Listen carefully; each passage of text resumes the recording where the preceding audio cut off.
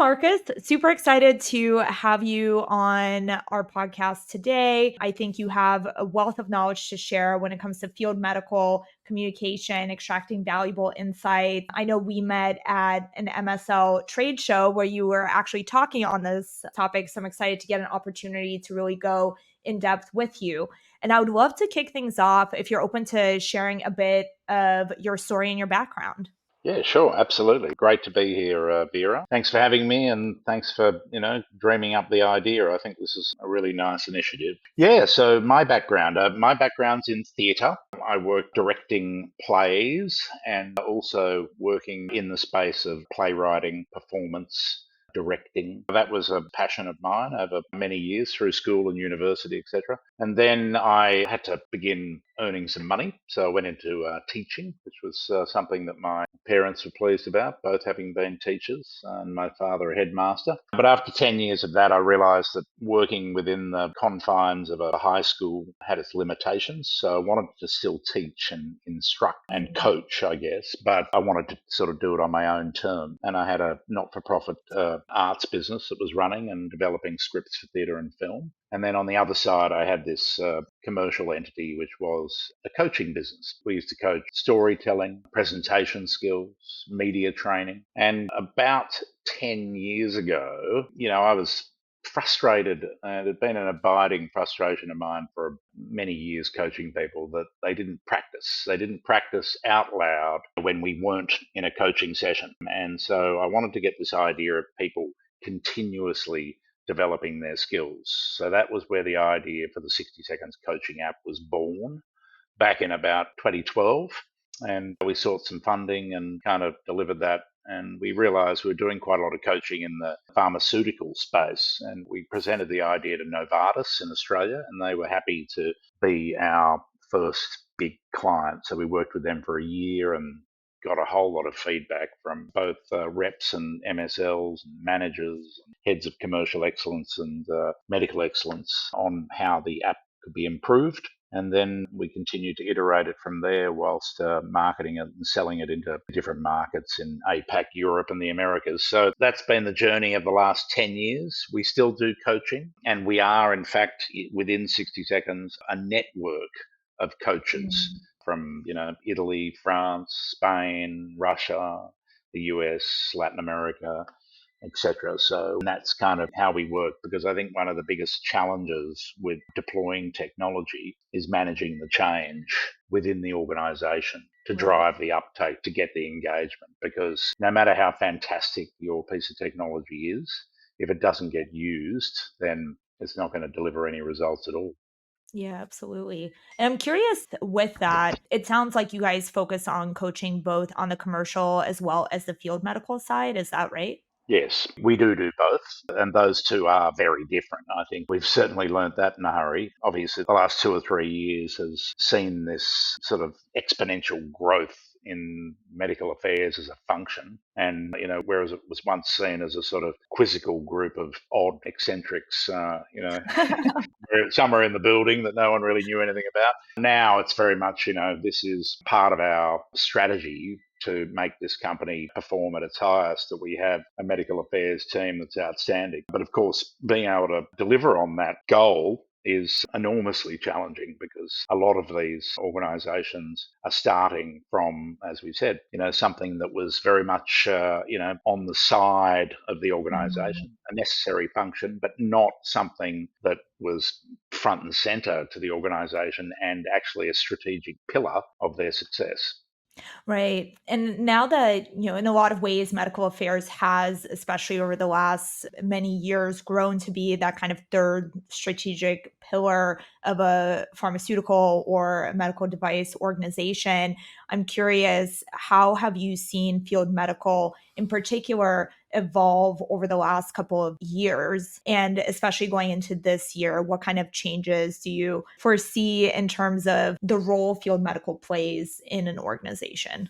Yes, well, it's funny, and you do see larger companies. Larger companies obviously have more money, so they tend to be able to approach these challenges with kind of energy and vigor that, frankly, they require. But I think, as a general rule, what I observe is that obviously there are demands on the medical part of the organisation to be delivering on whatever the set goals might be, and they are just—it's like attempting to conduct a repair on the aeroplane while it's in flight. So everything's in this state of kind of quiet chaos, I think, often. And I think sometimes I feel like there's a little bit of that is self-inflicted. There's a bit of a reluctance around processes and some aspects of execution that have already been very thoroughly road tested on the commercial side of the business, but sort of rejected out of hand because they are commercial. And I think the sooner that the medical side of the business admits to itself that it's working in a commercial organization and doesn't sort of see itself as somehow special, I think the sooner they'll start performing better. Naturally, of course, there needs to be a division of, if you like, church and state. That's a given. But I think this idea that we're not commercial, I think that's just profoundly hypocritical, to be honest. It's like there are compliant boundaries that have to be followed from a Sure. medical and commercial perspective. But what I'm hearing you say is that ultimately there are processes perhaps that commercial teams have effectively implemented that work really well. So, are there things that medical affairs teams can learn from that process, borrow that in a way that is compliant within a medical affairs function? And one of the things that I know we've talked about in terms of really measuring the effectiveness of medical affairs teams is that historically and still today, a lot of them operate on process oriented metrics, right? Be it number of KOL engagements for MSLs, perhaps number of insights that ultimately get extracted from different KOL interactions. I'm curious on that from a process perspective. Have you seen things shift? Are a lot of field medical teams still operating on those like number of KOL engagements? There's the share of scientific voice. Kind of what are you seeing today? And how have you seen things shift from that perspective? Yeah, no, it's a very good question. And obviously, it's something that companies are keeping an eye on each other and kind of, oh, what are you up to? And sort of trying to, I guess, stay as much as they can at the forefront of really what is, in many ways, an unknown kind of uncharted territory. However, having said that, to go back to this idea of commercial and what commercial teams have done for many years, I think to look at a structure of a sales team and a sales manager, and the manager's job to coach the people in that team to perform at their best in terms of particularly in terms of the way that they communicate with a doctor, that is an area where I see a glaring hole in medical affairs. The standard of coaching, the quality of coaching, the confidence that a medical manager has to coach an MSL, it's just not there. And I also see all sorts of different structures because we have a view that is different to a pharmaceutical company, which is very naturally inwardly focused. We have a view where we talk to 40, 50 different companies across 40 or 50 different countries. So, we have this sort Right. of view of, oh, we're doing this, we're trialing that, we're doing this, and it's kind of, it's interesting to see these different approaches. It's good to see that some companies are doing something because, frankly, there are quite a lot of companies that aren't doing very much at all and they're not keeping up. They're doing things in a slightly bigger way, but basically the way that they've always done them. And that isn't really going to pass muster in the modern world because you've got to be incorporating technology to be able to measure things.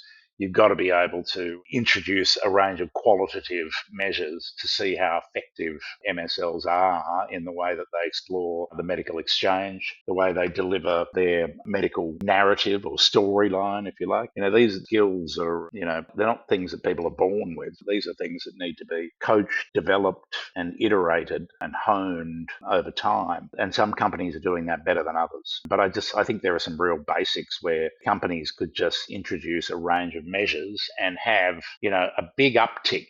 But the problem that we see predominantly is not so much the willingness to go, oh, well, let's introduce a few tools here so that we can activate this learning journey that we've got. It's not that companies aren't entertaining that prospect and engaging with that idea. It's the implementation where it falls over. And it is unfortunately in the area of the leadership team where I think we're not seeing enough driving of this activity and enough, come on, this is a journey that we're going on. This is what we need you to do. That's not the only lever you can pull. People need, self determination as a drive. They need ongoing coaching. They need a range of things, but they do need their boss to say, this is the expectation. And it's extraordinary to me how often I see bosses unwilling to do that when really all it would take would be a 2 minute speech or a 10 minutes to write an email that would, and this isn't so much even about creating metrics or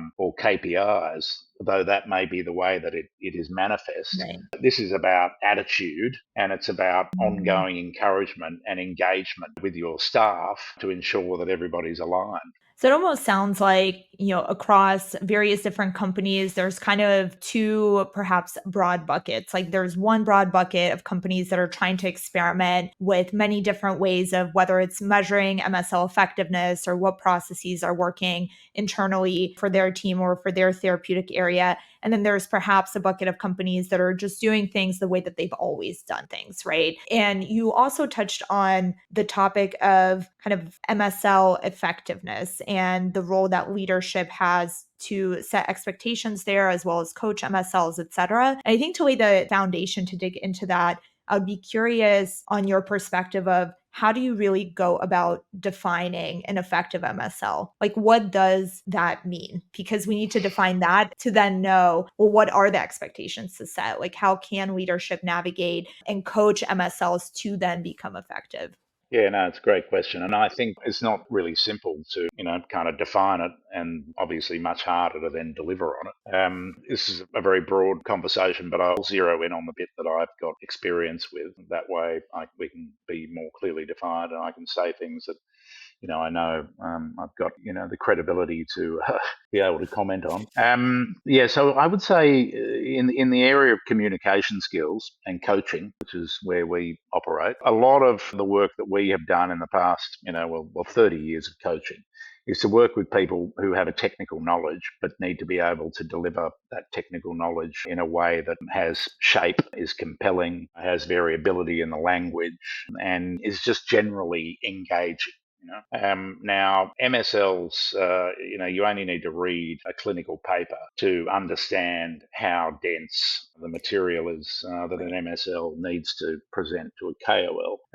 They have to find a way. It's as simple as that. And I think for many years, there's been a certain piety around the science as being adequate, in and of itself. And there's also combined with that a certain kind of suspicion that if people, flamboyant in some kind of way, or, there's this sort of suspicion of them as being a little bit of a snake oil salesman or that kind Mhm. of thing. So there's this idea that in order to be a really, brilliant kind of scientist or a PharmD or whatever your particular skill is, it requires you to be a little dry and dull, which of course is, absolute rubbish. So to me, what I like to see in an organization in an ideal MSL cohort, if you like, the idea of sharing best practice around the conversations that you're having with KOLs seems to be a great place to start. Now that happens, but it only happens in really good organizations once a month or maybe once every 6 months at the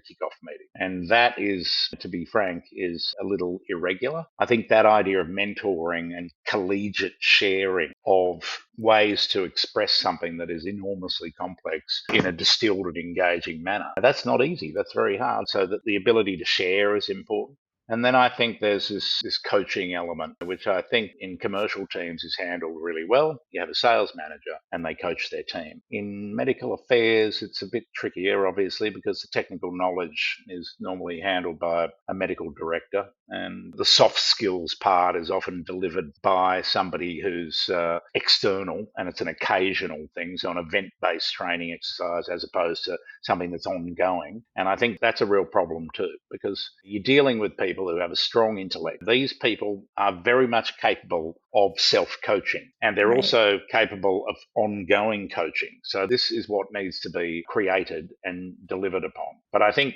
what we've got happening in the background at the same time is this sort of kind of development of, what does a really good MSL look like? What are the behaviors that a really good MSL demonstrates? And we've seen a number of organization maps and the like come out with these are the behaviors of an ideal MSL. And it's very comprehensive, it's very broad, it's a little bit Right. vague as well. So I think what I need to see and what we do work on with a number of our clients is, in this interaction that you're having with the KOL, what do you need to be good at? You need to be good at, delivering a clinical insight in a way that, really engages me and makes it stick. I need to be good at asking questions to, really understand the KOL more effectively. I need to be able to manage a meeting effectively, start it well and finish it well. Some of these kind of core communication skills.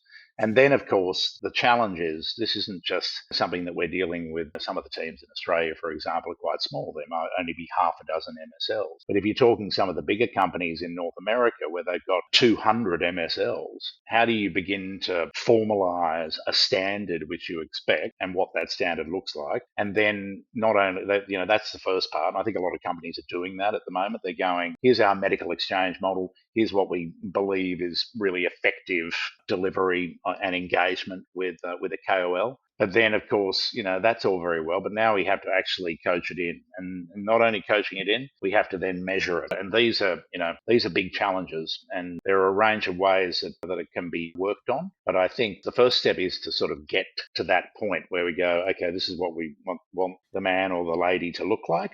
And, these are the behaviors. This is what we want to see. This is our goal.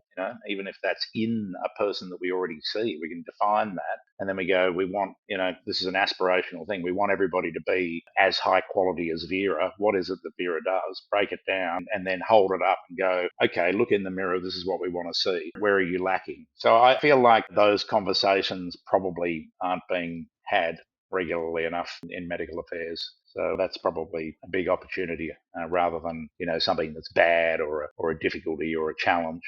It almost sounds like the first step, especially in larger organizations, is really defining like what is that standard across the board. Because once you define that standard of what an effective MSL or an effective medical exchange is within that organization, that therapeutic space, et cetera, then you can start to think about, okay, how do we now have leadership actually execute on that, right? And develop that plan and then measure it and then optimize and then improve off of that. The other thing that you mentioned that I thought was interesting is, when you think about like the earlier history of the MSL role, like there was specifically a subfunction, I believe, in field medical whose whole premise was to try to understand how do people learn best. Like, what is the format? Like, should it be engaging? Because, for example, for certain people, they might be able to absorb that objective information much more effectively because it is engaging, right? And this kind of touches to the point that you made earlier in the conversation where you have the science, right? But the way that it is delivered, whether someone's a visual learner,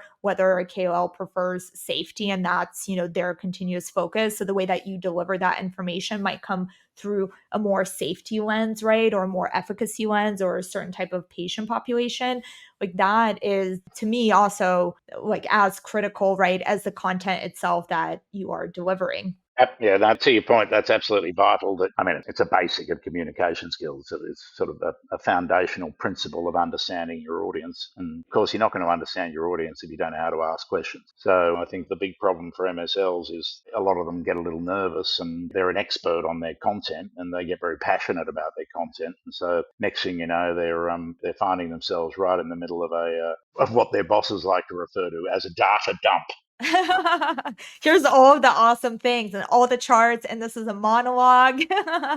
Right. Yeah, That's it. yeah, exactly. The other point that stood out to me that you also mentioned is just like the insights MSLs gather from KOLs. It's really important for MSLs to communicate those insights across other MSLs, right? Or across other functions. It seems like it's equally as important to communicate how the insights around how to best engage with that KOL, right? While that might not be like an insight related to necessarily the drug or the medical device, it's an insight that is ultimately important in helping teams effectively communicate their science to KOLs and for teams to work, MSLs within teams to really work together. And with companies that you've seen that have a good process around this, which it sounds like perhaps once a month, perhaps for those companies that want to start integrating that type of exchange where MSLs share insights around how to best communicate with KOLs, what do you recommend that they do as a first step in terms of integrating a process like that?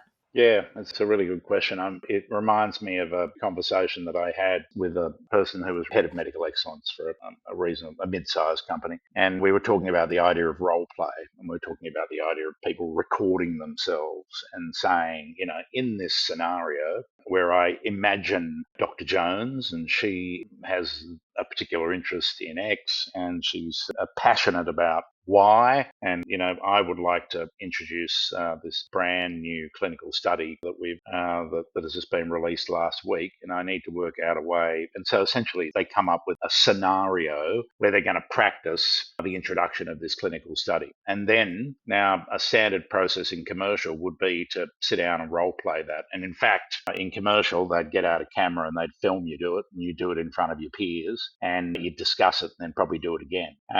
Now, what I find interesting in the medical space, and when I was having this conversation with this person who was the head of medical excellence, I said, would you perhaps get the MSLs to maybe record themselves, and they could then share that with their manager about some of these key talking points that they would want to express in that given scenario. And she said to me, Marcus, if I asked my MSL team to video themselves and what they were saying in a meeting with a KOL, at least half my team would resign on the spot. Where do you feel like that resistance comes from?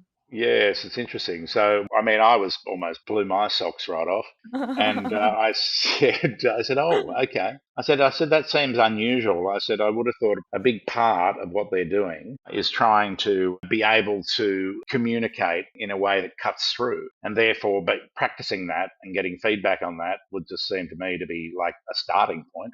Then there's a whole lot of other things that you could do after that. And she said, oh, no, we couldn't possibly do that. That was 3 years ago, so things have changed. There's more openness. That's part of this journey that we talked about before, this idea of massive change and a real formalization. Not a very nice word, but anyway, you get the idea. Making formal of this processes and how we are going to run things and what we expect Mm, of people in specific roles in terms of their output. This was never, these men and women come from academic background. They're used to university climate, which is very, very low key, very laid back, very academic, very cerebral. And I think they come into the context of a competitive environment where A, they're trying to find somebody's time, B, make the most of that time, and C, take a bunch of information that they would love to tease out in every tiny little detail, but frankly, they don't have the time. So they've got to work out ways to, exactly what you're going to do with this video, which is edited into bite-sized chunks so that, it's not something that people need to devote an hour to be able to watch, and that's what people expect. It's a modern world. We live in a modern world. People,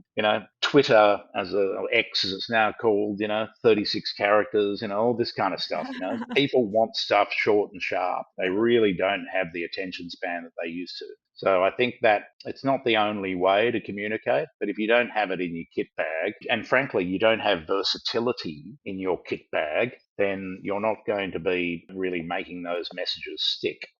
right. So almost sounds like in a lot of ways the shift also that's happened over the last couple of years is that there has been more openness and one just defining standards and expectations around what an effective MSL would look like. And part of executing on that standard means leadership encouraging MSLs to role play, right? Or to record themselves or to get feedback from their team and their managers so they can really become more effective at the art of communication within a medical context. And then beyond that, the other kind of shift that's happening is all of our attention spans are decreasing. And also, HCPs are just harder to get in touch with Yes. today, right? Than they were, 5 years ago, 10 years ago. So it's almost like whether you're in sales on the commercial side or you're an MSL, you have very limited time and you have to make the most use of it.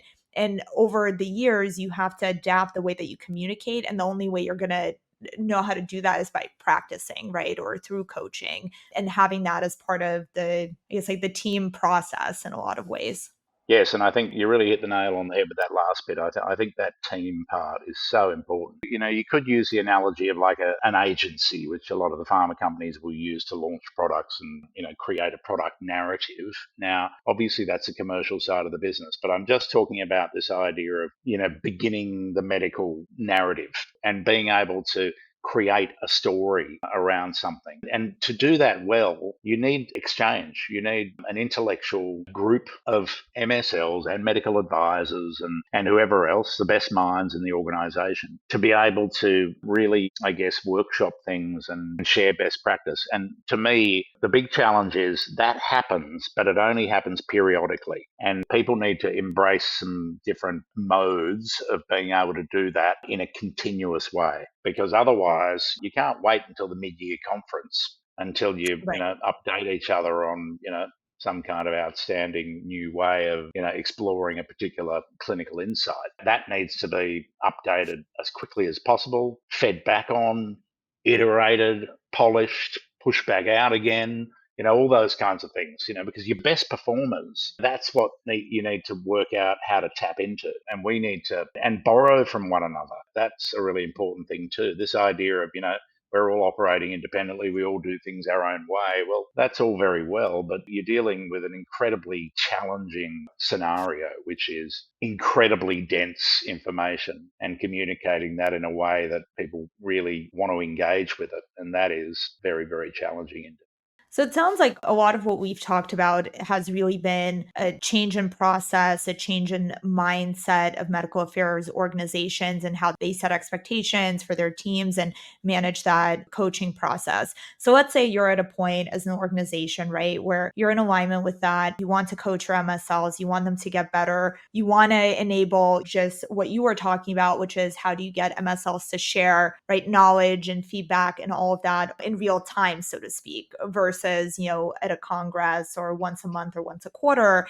And it sounds like this could be a really great placement for where tools and technology can come in and kind of help make that process easier. So I'm curious what you've seen teams use from like a tooling perspective to really implement a lot of this coaching, medical narrative, storytelling today.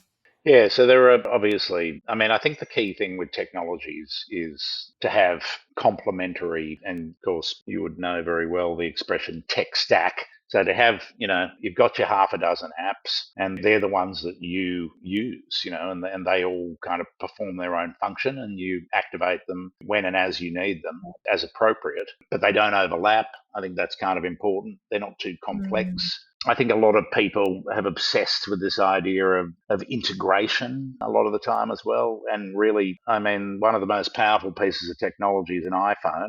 And, I don't see too many of the apps integrating with one another on an iPhone. They just sit there yeah. independently of one True. another and you tap them as you want to use them. So, there are some things where I think people look at stuff and they also look at things and they go, we want this, we want a one stop shop. We want technology. They think that technology in and of itself is going to save them. And it will certainly help them a lot if it gets used. And I think this is a real challenge with technology because it's interesting. People hear the word app and they think Instagram. They start to think B2C. And of course, that's not, this isn't an app in a work context. An app in a work context is B2B and it's generally associated with work. There can be aspects of, gamification was all the rage about, 18 months ago, different ways to drive engagement. A lot of it is tricky to work out how to position. I think that's the biggest challenge, when to introduce, how much kind of, do people have app fatigue? We Mm, found with the deployment of our technology that getting people aligned on the benefit that they are going to derive from mm, consistent but light touch usage of the technology, that is so important. So if the strategy team, the leadership team within the organization understand the benefits, and then the manager, he or she can really go, oh, this is going to help me coach. And I really understand how it's going to help me coach. And then the MSL themselves sees that as a real investment in them to be a mm. more effective communicator, which frankly, I can't think of a more important skill than that they possess than being an effective communicator. It must be in the top three at worst. These are the levers that need to be pulled, and company leadership, they need to be providing enough top down pressure to create an atmosphere of expectation without it being kind Mhm. of burdensome, but bottom up, so we also need the best MSLs in the field to put up their hands and go, I will be a thought leader, even if I don't particularly like the way that I look on camera or how I sound, which is pretty much everybody. Right. They need to be able to, put their hand up and go, I've got a great idea. They keep asking us about this particular aspect of the therapy area. This is what I've come up with. I've got a great, very powerful analogy that really sheds light and allows people to view this in a way that they really Mhm. hadn't thought, and the penny drops.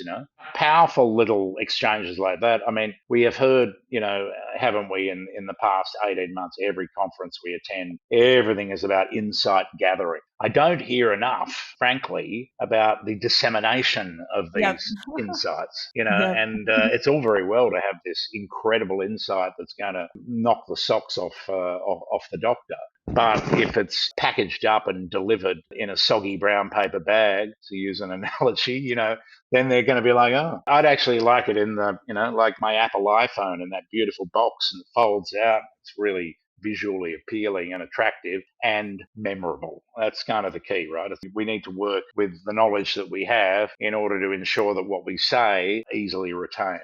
It almost seems like going, and I was having this conversation recently as well with someone else, but really the dissemination, like the communication of the insights, I think is really the focus for field medical going into 2024 because so much of the focus has been into insights gathering, right? Which is really important because you need that foundation, but the insight means nothing unless it's communicated. It's like if a tree falls in the forest, but no one's there to see it, did it really ever fall? I don't know. Yeah, yeah, So yeah, I think like similarly, that communication of those insights in real time or as real time or as soon as possible to the relevant teams or other relevant MSLs is so critical. It almost sounds like from a technology tooling perspective, the first step to really leveraging tooling or tech or AI or whatever word in this process is first to align the process, pick something that fits in, but it's not too much friction to use, right? It's not going to get in the way of an yeah. MSL doing their job.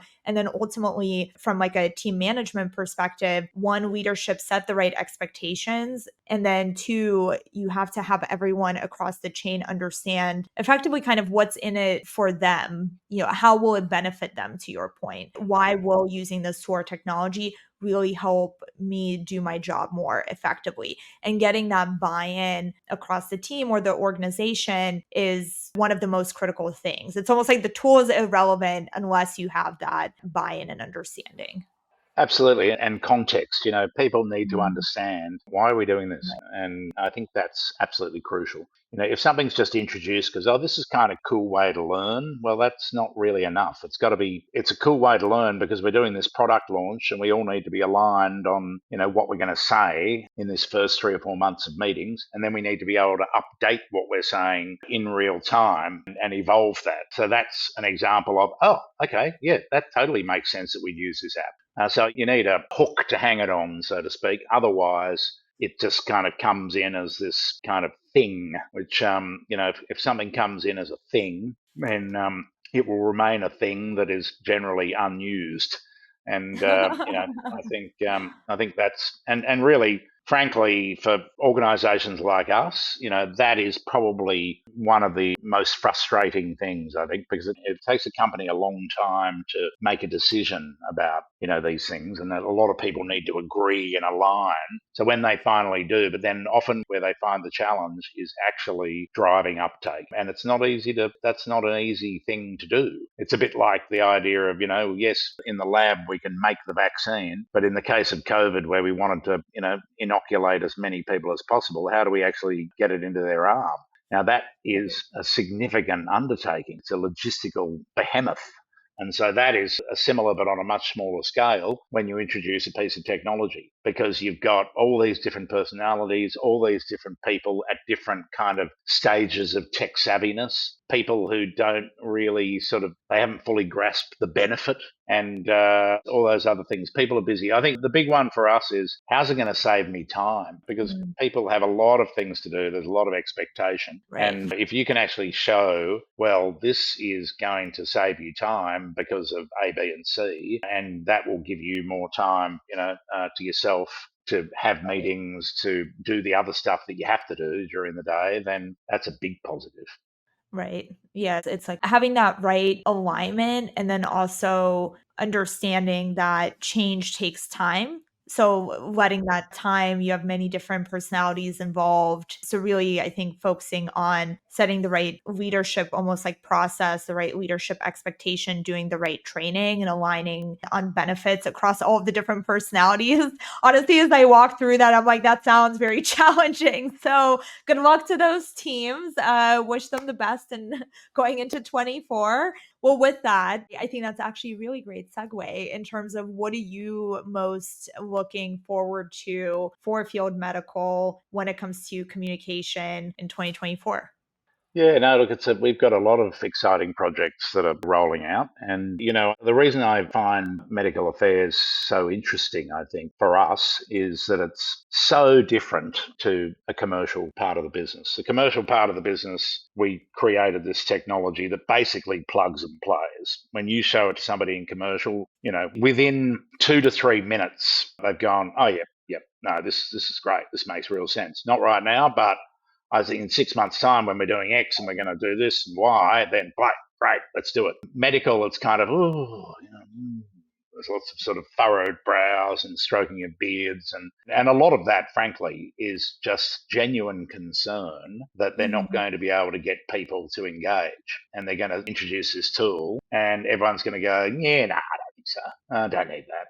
I don't need to practice. I don't need any deliberate out loud practice. I already know what I'm going to say. And when I get into Right. that sort of slight kind of, level of conceit, frankly, and self deception for mine, because if you're seeing a doctor once a quarter who's a very important person, and you're not really being absolutely and utterly thorough in your preparation for that and delivering insights that knock them over, then you need to be thinking about, how you can get to that kind of level, because that's, what you ought to be doing, what you ought to be aspiring to, and preparing yourself to get there.